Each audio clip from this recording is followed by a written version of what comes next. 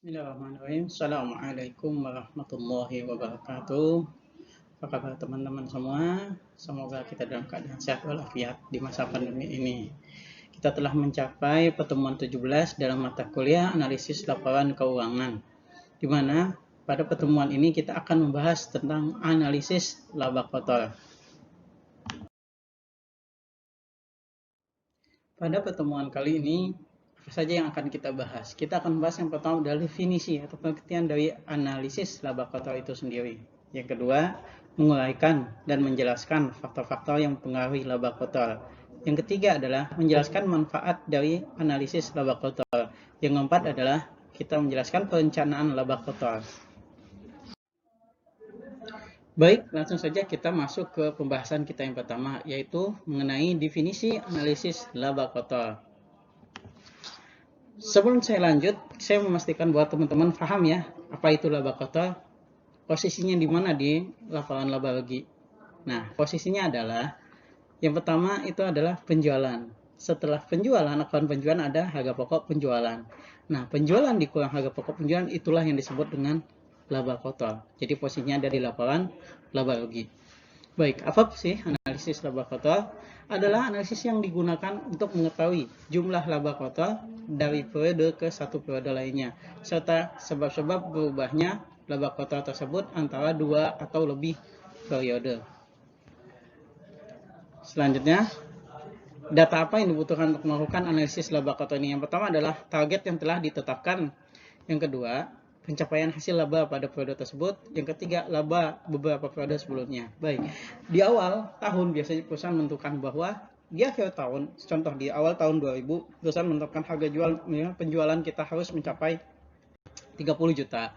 Nah, nanti kita lihat di akhir tahun, apakah di akhir tahun 2000 dia mencapai penjualannya 30 juta atau bahkan lebih atau bahkan kurang. Seperti itu. Dengan adanya penjualan tersebut, yang kedua, apakah hasil laba pada periode tersebut tercapai atau tidak? Nah, lalu setelah itu kita bandingkan dengan laba tahun-tahun sebelumnya. Apakah cukup dengan target penjualan yang telah ditetapkan bisa mencapai laba yang telah ditentukan dan lebih besar dibandingkan laba periode sebelumnya? Nah, itu kita bisa melakukannya dengan analisis laba kotor. Baik, selanjutnya kita akan membahas tentang faktor-faktor yang mempengaruhi laba kotor. Apa saja faktor-faktor yang mempengaruhi? Yang pertama adalah yang pertama dari laporan laba rugi, yaitu penjualan. Di sini adalah faktor penjualan. Perubahan laba kotor yang disebabkan oleh faktor penjualan ditentukan oleh besarnya satu harga jual satuan unit, yaitu perubahan yang disebabkan oleh perubahan harga dalam jual per satuan dihitung berdasarkan jumlah produk yang dijual di pasaran. Mungkinkah sih dalam satu tahun itu harga berubah? Bisa jadi. Faktor apa? Banyak sebab. Bisa faktor kondisi ekonomi, faktor lingkungan, faktor lokasi, faktor alam, dan yang lainnya. Selanjutnya ya B, kualitas atau volume penjualan, yaitu perubahan laba kotor yang disebabkan perubahan jumlah produk yang terjual dengan harga jual persatuan. Jadi perubahan jumlah yang terjual. Misal target 30.000, ternyata kurang dari 30.000 terjual dalam satu. Bisa jadi lebih. Kenapa bisa lebih? Karena semakin banyak permintaan karena barangnya laku. Nah, ketika barang laku akan menjadi tambah produksi. Nah, disinilah akan berpengaruh kepada yang namanya harga pokok penjualan. Selanjutnya itu faktor harga pokok penjualan. Harga pokok penjualan yaitu perubahan laba kotor yang terjadi karena adanya perubahan harga pokok per satuan produk dengan anggaran kualitas penjualan yang sama. Yang kedua adalah kualitas atau volume harga pokok penjualan, yaitu perubahan laba kotor yang disebabkan karena adanya perubahan kuantitas yang dijual dengan anggaran harga pokok yang tetap. Ini terjadi apabila terjadi pengurangan produksi atau penambahan produksi. Pengurangan produksi disebabkan apa? Mungkin barang yang kurang laku di pasaran, atau penambahan barang yang terlampau meledak atau sangat laku di pasaran. Contoh, mungkin sebelum pandemi harga masker itu tidak terlalu laku, mungkin produksinya biasa saja. Namun setelah pandemi itu produksi besar-besaran dan harganya makin melonjak. Nah, dengan ini pasti di akhir tahun 2020 ini banyak perusahaan masker, perusahaan APD akan berubah laba kotornya, akan terlihat faktor-faktor yang mempengaruhi laba kotornya. Baik, selanjutnya kita membahas apa sih manfaat analisis laba kotor ini bagi perusahaan. Di sini kita lihat yang pertama, untuk mengetahui penyebabnya turunnya harga jual. Kenapa harga jual bisa turun? Yang kedua, untuk mengetahui penyebab naiknya juga harga jual. Tiga dan keempat ini mengetahui naik turunnya harga pokok penjualan barang kita. Apa penyebabnya? Yang kelima, bentuk pertanggungjawab bagian penjualan akibat naik turunnya harga jual. Bagian penjualan ya, bagian marketing. Yang keenam adalah sebagai bentuk pertanggungjawab bagian produksi akibat naik turun harga pokok. Atau juga penambahan kapasitas produksi. Itu akibat akan nyambung juga dengan bagian penjualan. Yang ketujuh, sebagai salah satu alat ukur untuk menilai kinerja manajemen dalam suatu periode. 8. Sebagai bahan untuk menentukan kebijakan manajemen ke depan dengan mencermati kegagalan atau kesuksesan pencapaian laba kotor sebelumnya. Pasti yang namanya laba kotor tadi berkaitan dengan apa? Penjualan dan HPP. Ketika naik, pasti manajemen akan menaikkan produksi setelahnya. Atau ketika itu dianalisa kenapa penyebab turunnya dan yang lainnya. Inilah manfaat dari analisis. Jadi kita bisa menganalisa bagaimana target penjualan kita baik saat ini atau masa depan. Kita akan menentukan apakah targetnya akan kita naikkan atau kita turunkan dilihat hasil pada analisa laba kotor pada tahun berjalan ini.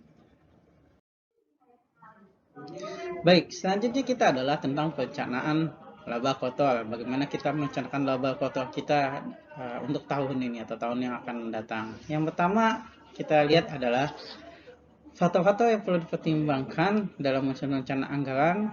Satu, volume penjualan tahun sebelumnya. Untuk benchmark kita, bagaimana tahun mendatang kita menentukan angka laba kotor. Tentunya pasti angka penjualan tepatnya. Yang kedua adalah harga jual periode sebelumnya untuk menjadi dasar kita menentukan harga jual di tahun-tahun ini atau tahun yang akan datang untuk menentukan laba kotor pasti. Yang ketiga, kecenderungan permintaan terhadap produk yang ditawarkan dari tahun ke tahun, apakah meningkat ataupun mengurang. Ini pasti ketika kecenderungan permintaan kita tinggi, penjualan kita tinggi, dan pasti akan berpengaruh terhadap laba kotor kita. Yang keempat, kondisi persaingan baik lokal maupun internasional. Tentunya persaingan yang menyangkut dengan barang kita, apakah ada barang pengganti atau substitusi atau saingan kita. Itu akan menentukan berapa jumlah penjualan yang dapat kita lakukan. Yang kelima, kecenderungan inflasi secara umum pasti akan mempengaruhi daya beli masyarakat. Apakah nanti masyarakat membeli kita atau tidak, dan seberapa penting produk kita di mata masyarakat. Yang keenam adalah kondisi perekonomian pemerintah dan masyarakat, baik sama berkaitan dengan kemampuan daya beli masyarakat kembali. Yang ketujuh adalah kecenderungan perubahan selera masyarakat terhadap produk yang ditawarkan. Apakah produk kita masih diselerahi masyarakat, disukai masyarakat ataupun tidak?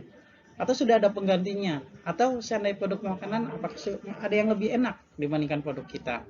Yang keempat adalah budget anggaran promosi yang harus dianggarkan untuk mempromosikan produk kita agar produk kita dapat dikenal di masyarakat. Dan pertimbangan lainnya yang perlu kita ingat adalah khusus dalam menyusun anggaran laba kotor harus dipertimbangkan pula kesetiaan barang pokok penjualan dan prediksi kenaikan harga pokok penjualan dari tahun ke tahun sebelumnya. Ketersediaan bahan baku penting mengingat apabila terjadi kelangkaan atau keterlambatan akan berakibat pada harga jual dan jumlah barang yang dijual. Demikian pula dengan kenaikan harga pokok penjualnya. Jadi di sini faktor utama penentu semua yang perencana laba kotor kita adalah harga pokok penjualan atau bahan bakunya. Berapa harga yang bisa kita, berapa harga bahan baku atau harga untuk memperoleh satu buah produk kita atau menghasilkan produk kita, untuk memproduksi produk kita. Itu yang paling penting untuk menentukan laba kotor.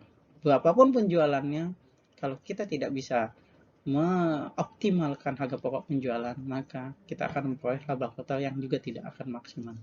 Mungkin itu saja pertemuan kita kali ini. Apabila ada pertanyaan, bisa japri saya melalui WA. Terima kasih atas perhatiannya. Mohon maaf atas ada segala kekurangan. Kita ketemu lagi di materi selanjutnya dalam mata kuliah analisis laporan keuangan. Terima kasih. Assalamualaikum warahmatullahi wabarakatuh.